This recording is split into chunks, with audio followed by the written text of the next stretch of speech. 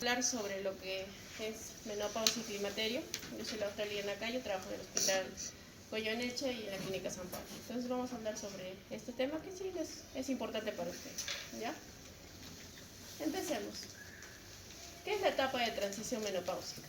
¿Ya? La etapa de transición menopáusica es la etapa en la cual la mujer presenta lo que es la disminución de los niveles hormonales y lo que le produce en ella unos cambios.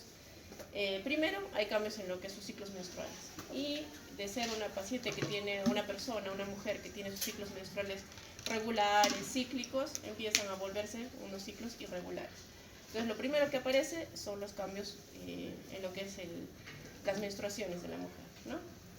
Generalmente las mujeres, 1/3 de su vida pasan con lo que es la menopausia.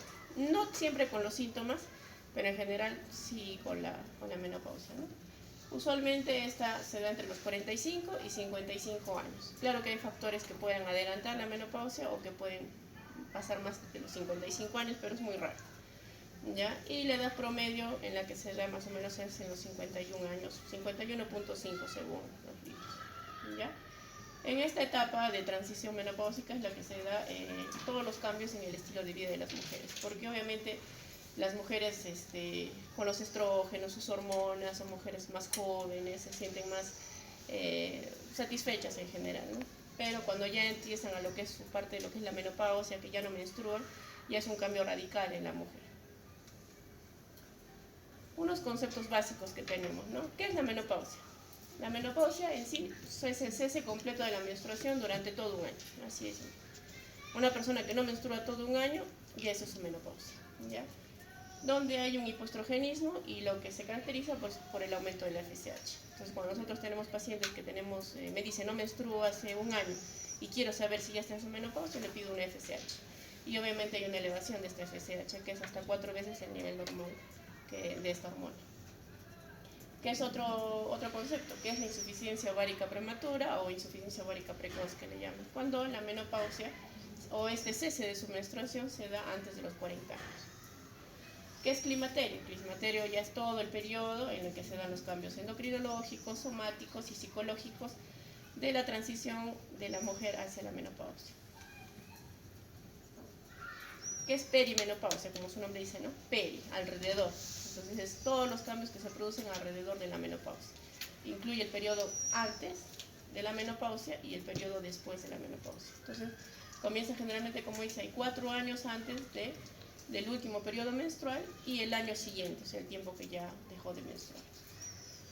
Que se caracteriza por cambios fisiológicos como ciclos menstruales irregulares, que al principio las menstruaciones se retrasan cada 7 días, cada 15 días, después llegan a ser hasta 3 meses y hasta que se le corta totalmente la menstruación durante todo un año. Los sofocos, o también llamados bochornos, trastornos del sueño, que generalmente se caracteriza porque la paciente tiene más insomnio, ¿no? No pueden descansar, no pueden dormir, tienen problemas para conciliar el sueño. Cambios en el estado de ánimo, las mujeres tienen tendencia a hacer depresión. Si son ansiosas o han tenido depresión cuando en su etapa reproductiva, cuando son más jóvenes, a los 30, 25 años, la probabilidad de que estas pacientes llegando a la menopausia tengan depresión un poquito mayor es más alta, si es que han tenido anteriormente en su etapa fértil. Y la resequedad o sequedad vaginal, porque se produce una atrofia vaginal, ¿no? ¿Qué es una posmenopausia? Es el primer año después del cese de la menstruación y se puede durar hasta 8 años. Pero normalmente varía depende de cada paciente, ¿no? Pueden ser 2, 3 o un promedio de 5 años, pero como máximo puede durar hasta 8 años. Entonces, como les dije, ¿no? Acá tenemos una imagen en la que podemos ver el 51 años, que es la fecha donde ya en teoría es el promedio del corte de la menstruación. Climaterios son todos los cambios que se dan antes, durante y después de la menopausia, ¿no? Y es el periodo que abarca, como dice, la premenopausia, la menopausia y la posmenopausia. La premenopausia es antes, ¿no? Antes de la menopausia y se da de 2 a 8 años antes de que cese la menstruación. Menopausia, como ya les dije, todo un año. Y la posmenopausia es el intervalo que da entre 1 a 6 años en promedio después de la menopausia. Esta clasificación estudienla, ¿ya? Porque acá este cuadrito más o menos nos identifica cómo está el FSH, cómo están los ciclos menstruales de la mujer. Y como ven, tienen números. 0 es la etapa menstrual de la mujer, que es su periodo final, por eso le ponen 0. De ahí hacia este lado, del lado derecho, todo lo que es negativo, que tenemos desde el menos 5 hasta el menos 1. Entre el menos 5 y el menos 3 todavía es una persona, una mujer normal que tiene su edad reproductiva normal, en la cual su duración de sus ciclos menstruales pueden ser variables, pero generalmente son regulares, ¿ya? En la primera parte hasta el menos 4 más o menos, la FSH se mantiene normal, su nivel normal siempre es de 8 a 12 generalmente, y se mantiene normal. A partir de la menos 3 ya se empieza un poquito elevado, ¿ya? Puede estar en 18, 19, o sea, ya un poquito se eleva. En lo que es la transición menopáusica tenemos dos partes, la que es la temprana y la tardía. En la temprana tenemos, que se caracteriza por los ciclos menstruales que ya son un poquito ya irregulares y generalmente se van alargando más de 7 días. O sea, si la paciente menstruaba, por ejemplo, cada 31 días, ahora va a menstruar cada 38 días, más o menos. Entonces ya se están espaciando un poquito sus menstruaciones. Entonces esta paciente está en una etapa de transición menopáusica temprana o menos 2. Si ya la paciente llega y está con sus menstruaciones que se le retrasan 3 meses, por ejemplo, ¿no? 2, 3 meses, entonces ya estaría en una etapa de transición menopáusica tardía o menos 1. Ya si la paciente no me menstrua los 12 meses o el año completo, ya hablamos lo que está en una paciente en más 1, más 1A, que sería la etapa temprana de la posmenopausia. Y ya para el más 1B y el más 2 ya se considera que es una etapa en la que ya la paciente está en una etapa posmenopáusica casi tardía. También se ve lo que es la FSH, ¿no? Como ven en la primera parte está normal, acá un poquito elevada.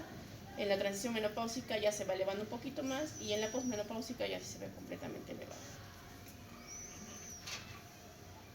Factores que influyen en estas pacientes. Tenemos factores ambientales, factores genéticos, quirúrgicos. Por ejemplo, hay pacientes que su menstruación le ha llegado a una menopausia precoz a los 40 años. Generalmente tú le preguntas, hablas con ella y han tenido factores genéticos. Por ejemplo, la mamá, las hermanas también les ha venido una menopausia precoz. Entonces tiene factores genéticos, entonces que también tenemos que preguntar. Quirúrgicos, obviamente si ha tenido operaciones de ovario, otro tipo de operaciones ginecológicas que han podido bajar la reserva ovárica y por lo cual su menopausia va a llegar más antes. El fumar es un factor también que adelanta más o menos unos 2 años la menopausia, entonces obviamente no está recomendado fumar para nada. Tenemos pacientes que han recibido quimioterapia por algún tipo de cáncer a nivel pélvico o de mama, qué sé yo, radiación pélvica, que les han hecho obviamente histerectomía. Si a la paciente le hacen histerectomía y le retiran los ovarios, obviamente le va a dar menopausia si tenga 20 años, ¿no? Entonces, porque el ovario es el que le da los estrógenos, las hormonas. Cirugía ovárica, si es que han tenido algún quistecito o endometriomas, alguna tumoración en la que han tenido que operar ese ovario, también baja lo que es la reserva ovárica. Enfermedades autoinmunes. Otros factores, por ejemplo, la dieta, pacientes que hacen ejercicio, antecedentes reproductivos, nivel socioeconómico, todo eso tiene que ver con las pacientes, ¿no? El índice de masa corporal también cuando son gorditas, también afecta su menopausia, se adelanta un poquito a veces. Y el clima influye en lo que es la menopausia. El ovario, por ejemplo, ¿qué cambios nos da en el ovario? En el ovario, ¿qué se produce? Hay una atresia de los folículos ováricos, una producción de estas hormonas ováricas y una senescencia, ¿no? Un envejecimiento de este ovario. Incluso este envejecimiento del ovario se da desde que se concibe al embrioncito, o sea, desde que la mujer es un embrión, ya se van un poquito agotando los ovarios, los óvulos, ¿no? Porque es una atresia programada de los ovocitos. Este agotamiento folicular, ¿dónde se va más rápido? Entre los 40 y 50 años. Por eso es que nosotros también recomendamos a las pacientes que se embaracen, la edad ideal es entre los 25 y 35 años. Ya de 35 hacia los 40 puede que sus óvulos ya no tengan la misma calidad. Entonces por eso es que no recomendamos a los pacientes que se embaracen en una etapa más tardía de los 35. Y como dice, entre los 40 y 50 ya se van acabando más rápido estos folículos. El proceso de atresia, del corte de estos folículos no dominantes, conduce a lo que es la menopausia, ¿no?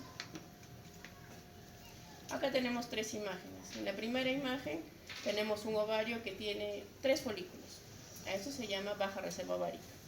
¿Por qué? Porque la cantidad de folículos está muy poco. Por ejemplo, tengo una paciente de 40 años que viene y me dice, estoy menstruando medio irregular, mis ciclos están cada 35 días, le hago una ecografía y veo que tiene 3 folículos. Lo más probable es que sí esté entrando a su menopausia y ya se le están acabando. Entonces, ¿qué hago? Le pido una FSH para corroborar que este esté elevándose y me esté produciendo un problema ovárico. Si le hago una ecografía y veo, como dice ahí, veo 8 o 10 folículos, está en su edad normal, porque es una reserva ovárica normal. Y si, digamos, le hago la ecografía y veo más de 12, 14, 16, es al revés. Ella tiene una alta reserva ovárica y probablemente se esté tratando de un ovario poliquístico y sus menstruaciones se le están retrasando porque no está ovulando, o sea, otra causa. Entonces, la ecografía es importante en los pacientes, tenemos que hacerle para ver la reserva ovárica. Hay otra hormona que es la antimioleriana, ¿ya? Pero la antimioleriana no pedimos mucho cuando las pacientes quieren saber si están cerca o están entrando a su menopausia. Más que todo pedimos para lo que es reserva ovárica.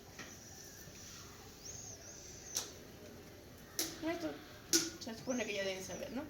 En el hipotálamo se produce lo que es la hormona la GnRH, esta estimula a sus receptores en la de la hipófisis, se produce el FSH, la LH, y estos estimulan a los ovarios y se produce lo que son los estrógenos y la progesterona. Estos estrógenos y progesterona generan una retroalimentación negativa de acuerdo a la cantidad en la que se encuentran estas hormonas. Acá, por ejemplo, tenemos un cuadrito, ¿no? Que ahí dice cuánto es el nivel normal de FSH. Está entre 3, 9, lo que dice. La LH de 2, 10. ¿Cuándo se hacen estos exámenes? Lo ideal es hacer estos exámenes en la etapa basal de la paciente, cuando esté entre el tercer o el quinto día de su menstruación. Si nosotros le tomamos la LH cuando está en el día 14, 16, cuando está ovulando, pues el LH me va a salir muy alto y me va a dar un diagnóstico erróneo. Entonces, cuando tenemos que tomar y específicamente decirle a la paciente, te haces estos exámenes, pero de preferencia entre el tercer, cuarto o quinto día de tu menstruación. A no ser que la paciente pues tenga menorrea, ¿no? 3 meses no menstrua, 4 meses, no voy a esperar que menstrue porque no sé cuándo va a menstruar. Ahí sí le puedo tomar los análisis y ya no menstrua 3 meses. Pero si no, normalmente entre el tercer y quinto día de su menstruación. Otros cambios que se producen también son cambios que se producen a nivel de endometrio, ¿no? En la fase temprana de la menopausia, lo que hay son ciclos, como les dije, anovulatorios. Así como cuando la mujer recién empieza a menstruar, que tiene ciclos anovulatorios y puede que su menstruación le venga cada 3 meses, cada 4 meses, cuando tiene 12 años, esa edad, es normal, igual de ella, pero ya también, no porque su sistema hipotálamo hipofisario recién esté activándose o madurando, como se dice, ¿no? Sino en el caso de ellas es porque esos óvulos se están agotando, se están acabando, y por eso es que los ciclos son generalmente anovulatorios a veces. ¿Ya?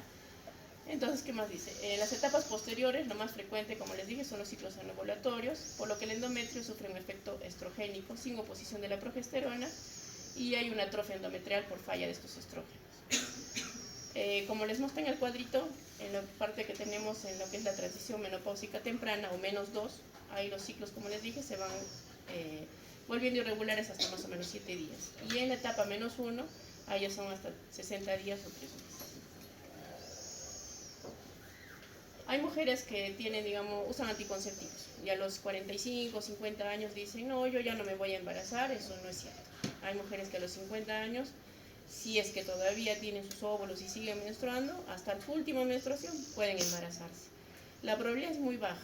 ¿Por qué? Porque esos óvulos ya no tienen la misma calidad, no son unos óvulos muy fértiles, entonces puede que tengan abortos espontáneos.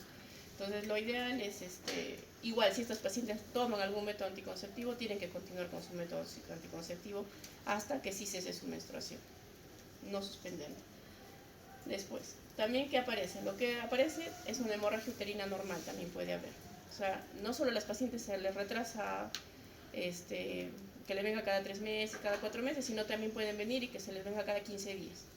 Puede venir cada 15 días su menstruación, mayor cantidad, o sea, los ciclos son bastante irregulares. ¿Y por qué? Porque hay un problema en el endometrio, ¿ya? Entonces, digamos, le hacemos una ecografía a la paciente, tiene el endometrio en 18. ¿Qué hacemos? Le hacemos una biopsia endometrial, porque puede que se esté asociando con un problema de cáncer, un pólipo, un mioma, algo que me esté engrosando el endometrio, y que se da más frecuentemente en esta etapa de transición menopáusica. Entonces, como dice ahí, si tenemos pacientes en esta etapa con hemorragia uterina, tenemos que hacer una biopsia endometrial para descartar un problema de carcinomas, hiperplasia, pólipos, miomas o adenomiosis. Cuadro clínico de las pacientes. ¿Qué es lo que presentan ellas? ¿Y por qué te va a venir más frecuentemente? Generalmente por los sofocos o las sudoraciones o los bochornos. Es digamos, el motivo de consulta más frecuente de la paciente porque es lo que más les molesta, ¿ya? Otro, palpitaciones, puede haber taquicardia, las pacientes son más irritables, más sensibles, con tendencia al llanto, el ánimo depresivo, no pueden dormir, como dije, insomnio, una resequedad vaginal es la segunda causa más frecuente por la que te van a venir. Primero por sofocos y sudoraciones y después por resequedad vaginal. A veces te pueden venir por irritabilidad, insomnio, pero si tienen esos problemas, pues acuden a otro tipo de médico, pueden ir a psiquiatría o qué sé yo, psicología, pero más por a gineco vienen por los otros dos. También tienen disminución de la libido, ya no tienen las mismas ganas de tener relaciones sexuales y a veces vienen con su pareja también porque es un problema para ellos, ¿no? Y a veces también vienen por dolores articulares, les duelen las muñecas, los huesitos de la cadera y todo eso. Hay redistribución de la grasa corporal y esta grasa se convierte más en una grasa periabdominal. Atrofia genitourinaria, alteración de problemas en la lubricación, por lo cual obviamente no tienen tener deseos de tener relaciones sexuales, y disminución de la masa ósea, osteoporosis. Y obviamente estas mujeres ya tienen mayor riesgo de hacer un problema cardiovascular. Cuando son más jóvenes y tienen sus estrógenos a niveles normales, es un factor protector para evitar problemas cardiovasculares, ¿no? Tenemos tres tipos de alteraciones que se dan: alteraciones a corto plazo, a mediano plazo y a largo plazo. A corto plazo, ¿qué tenemos? Sofocos o bochornos, palpitaciones, todo lo que hemos visto, depresión, disminución del deseo sexual. A mediano plazo ya tenemos alteraciones de la mucosa vaginal, atrofia, resequedad, ardor vaginal, dolor al orinar, ¿no? Disuria, incontinencia urinaria, empieza a disminuir lo que es el vello púbico y la sequedad vaginal y de la piel. Y las alteraciones, lo que son a largo plazo, ya es la osteoporosis, las enfermedades cardiovasculares o neurovasculares y la dislipidemia, problemas con el colesterol y triglicéridos. Los bochornos o síntomas vasomotores generalmente se dan entre el 11 a 60% de las mujeres en la transición de menopausia, llamados también bochornos, sudores nocturnos o sofocas. Generalmente promedio empiezan 2 años antes, incluso de que la mujer ya tenga su menopausia, y generalmente el 85% duran un año, en un 25 a 50% les duran hasta 5 años, y es muy raro que una paciente 15 años tenga sus sofocos. Generalmente es un 1 a 3 años que es lo que tiene. Persiste más en mujeres de piel oscura y suelen durar unos 1 a 5 minutos. Ustedes están hablando con una paciente que está en su menopausia, perimenopausia, y todos están tranquilos y ella empieza a sudar, tener sofocaciones, palpitaciones, lo que no hay aumento de temperatura para los demás, ella sí lo siente. Y sí les atrae un problema de depresión porque para ellas sienten vergüenza, ¿no? Sienten vergüenza de estar sudando, se sienten mal. Y eso es, por les digo, una causa muy frecuente por la que van a consumir. Hay una elevación de la presión sanguínea sistólica y un aumento de la frecuencia cardíaca porque puede subir hasta 15 latidos por minuto. Irritabilidad, ansiedad y la paciente puede entrar hasta en pánico. Hay estudios que dicen que la norepinefrina es un neurotransmisor que se ha visto asociado con estos cambios de los dos síntomas vasomotores. Pero porque han encontrado, cuando la paciente tiene esto, han encontrado mayor cantidad de aumento de sus metabolitos antes y después de un bochorno. Por eso se puede asociar con la norepinefrina según algunos estudios. Los estrógenos ayudan a modular los receptores adrenérgicos y disminuyen estos, y a su vez conduce a que niveles más altos de norepinefrina, que es lo que causa los síntomas vasomotores. ¿Qué tenemos que evaluar en la paciente? ¿Cuáles son sus factores de riesgo, ¿no? Hacer una buena historia clínica, como para toda enfermedad, hacer una buena historia clínica, evaluar qué factores de riesgo tiene, evaluar, como les dije, ¿no? Si tiene una menopausia temprana, un antecedente quirúrgico de operaciones, la raza, el índice de masa corporal, todo lo que son factores de riesgo, ¿no? Vida sedentaria, pacientes ansioso-depresivos, estrés. Tenemos que documentar su peso, su talla, su índice de masa corporal, como dije, una adecuada anamnesis y examen físico. Y sí es importante medir la FSH. Como les dije, cuando ellos son pacientes que están en su menopausia, se eleva 4 veces el nivel normal de la FSH. Su nivel normal, digamos que es en 10, tienen más de 40 miliunidades por mililitro. Al principio, cuando en la etapa de transición menopáusica, incluso los niveles de estrógenos se pueden mantener normales, elevados o bajos. Cuando ya están muy cerca a lo que es en la etapa 0, que es la menopausia, sí ya empiezan a bajar bastante. Pero antes de eso, en lo que son las etapas positivas que les he dicho, en la más 1, más 2, todavía pueden estar los niveles de estrógenos en su nivel normal. Por eso es que no dosamos estrógenos, no dosamos FSH. Otro cambio que se da, que ya sería un problema tardío, es lo que es la salud ósea, ¿no? Lo que le viene la osteoporosis, que se da a partir de esta edad de la pérdida de la masa ósea. Generalmente incluso puede empezar antes de la menopausia, entre los 25 y 35 años, pero mayor riesgo tiene cuando las pacientes ya entran a la menopausia. Esta disminución de los estrógenos produce un aumento del ligando RAN, que produce una reabsorción ósea excesiva y un potencial tiempo de riesgo de osteoporosis. Esta osteoporosis reduce la masa, la fuerza ósea y la probabilidad de una fractura entre un 40 o 50%, porque hay una mayor actividad osteoclástica. A su vez también puede estar asociado con una menor ingesta de calcio y menor absorción de este calcio, si es que ingieren las pacientes. Y el diagnóstico para ver esto es una densitometría ósea, ¿no? Que es un examen que se debería pedir también a todas las pacientes que están en la peripenopausia o menopausia para ver si tienen osteopenia, osteoporosis, y de acuerdo a su darle el tratamiento con calcio, fijadores de calcio, pero eso ya generalmente lo maneja, puede manejar traumatología o medicina interna, dependiendo de la patología que tenga. Estos son factores de riesgo, ¿no? Para que tengan osteoporosis. Haber tenido una menopausia precoz antes de los 45 años, las de raza blanca, una constitución física muy delgada, haber sufrido fracturas previas y padecer problemas endocrinológicos o tomar algunos medicamentos que puedan bajar también la masa ósea, ¿no? Como corticoides, heparina o anticonvulsivantes. Para prevenir la osteoporosis, que tenemos 4 básicos, ¿no?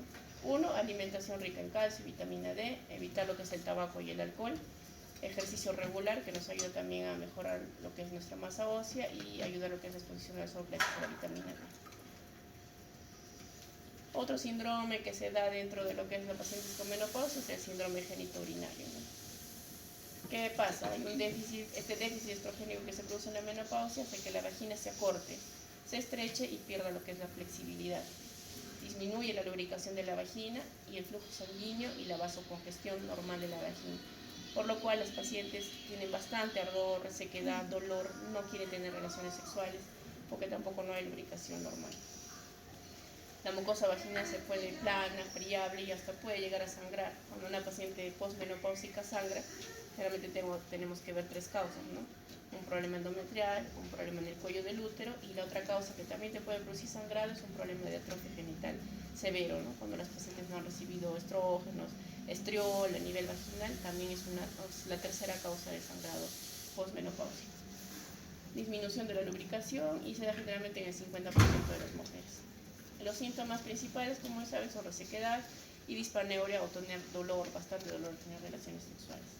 Hay un aumento del pH vaginal y porque tal, las pacientes también tienen una mayor probabilidad de tener infecciones vaginales, generalmente por honguitos, a pesar de que no tienen relaciones sexuales. Y hay una disminución de lo que es una disfunción sexual más o menos de un 55%. Entonces acá vemos, ¿no? Los niveles de estrógenos van bajando, produce que la pared vaginal se aplane, se acorte y obviamente se reseque. Y los síntomas, el dolor, resequedad, ardor, muchos vienen y te dicen me pica. La revisan y no ves ningún flujo ni nada, pero todo está reseco. Entonces, ¿qué tratamiento le das? Le puedes dar estrógenos para ayudarle al estriol, ¿no? Generalmente para ayudar a la resequedad vaginal porque sí les molesta bastante. Pueden tener ardor al orinal y ellos lo asocian con una infección urinaria, pero no necesariamente es una infección, sino también es un dolor que les produce al momento de la orina que sale por la vagina, ¿no? Dolor al tener las relaciones y puede también estar asociado a veces con infecciones urinarias.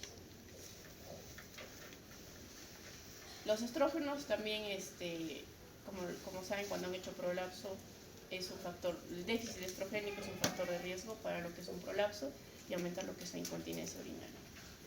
Entonces pueden tener también mayor cantidad de infecciones urinarias recurrentes, disuria, acortamiento uretral y disminución del líquido.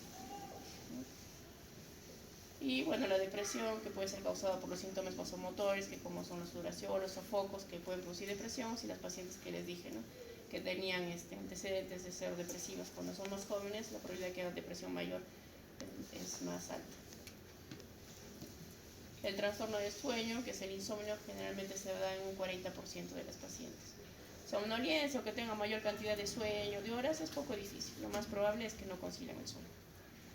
¿Ya? Entonces, disminución en la calidad de sueño, las pacientes se despiertan varias veces. A veces solamente es porque igual están durmiendo, igual tienen el bochorno. Tienen el bochorno, tienen sudoración, obviamente tienen que despertarse. y no concilian el sueño por ambas razones. Puede haber una respiración heterogénea por obstrucción faríngea, bueno, por eso no. Y bueno, alteración del sueño genera la fatiga, ansiedad y una disminución cognitiva también. Otro cambio que está asociado pues es el cambios en la memoria, ¿no? La paciente tiene problemas con la concentración, con la memoria, hay una disminución de perfusión cerebral y un adelgazamiento de la masa gris y blanca. Puede haber aumento de lo que son accidentes isquémicos transitorios y por eso el papel de los estrógenos nos ayuda también para prevenir la demencia senil. La terapia de reemplazo hormonal que van a hacer en la próxima clase más se enfoca cuando las pacientes tienen problemas con bochornos o con atrofia genital o que tienen problemas muy severos. No a todas las pacientes cuando les vayan a dar la clase se les va a dar terapia de reemplazo hormonal, o sea, porque tienen sus riesgos, ¿no? Incluso antes, hace muchos años, bueno, unos 20 años, 25 años, sí daban terapia de reemplazo hormonal casi a todas las mujeres que entraban en la menopausia, pero después se asoció con cáncer de mama y lo suspendieron. Entonces ahora generalmente se da en pacientes que tengan síntomas muy severos que afecten ya su calidad de vida, por lo cual sí tengo que darle terapia de reemplazo. Pero si son síntomas que no afectan su calidad de vida, que pueden mejorar con otras cosas, no se da tratamiento. Bueno, y como les dije, ¿no? Cambios cardiovasculares, la paciente empieza a engordar, a subir de peso, tiene un problema, puede estar asociado con resistencia a la insulina. Si ellas pasan de los 50 años o 45 años y desean bajar de peso, ya no es tan fácil bajar de peso. Mientras más jóvenes, mejor. Y generalmente se dice que también hay un aumento de peso de 750 gramos a partir de los 50 años. Pero eso depende, ¿no? Si son pacientes atléticas que hacen mucho ejercicio y todo eso, este cambio no va a aparecer. Otros cambios, bueno, los cambios dermatológicos, lo que es se pierde la elasticidad de la piel, las fibras de colágeno, la humedad tiene lo que son las arrugas. Ese 30% de colágeno se pierde en los primeros 5 años de la menopausia y también los músculos faciales se van adhiriendo a la piel, ¿no? Otros factores que aparte del hipoestrogenismo, pues la exposición al sol, el tabaco, ayudan a lo que es el envejecimiento de la piel y pérdida de cabello. También tiene mayor probabilidad de caries, ¿no? Que se asocia con eso. Nada más. ¿Alguna pregunta? ¿No? ¿Te pregunto? Cuadrito de +1, -1, perimenopausia. Tienen que estudiar en eso. Y bueno, menopausia es un tema complicado. El tratamiento de terapia hormonal es un poquito más complejo porque tienen que usar medicamentos y dependiendo de lo que le vaya a dar. ¿Ninguna pregunta?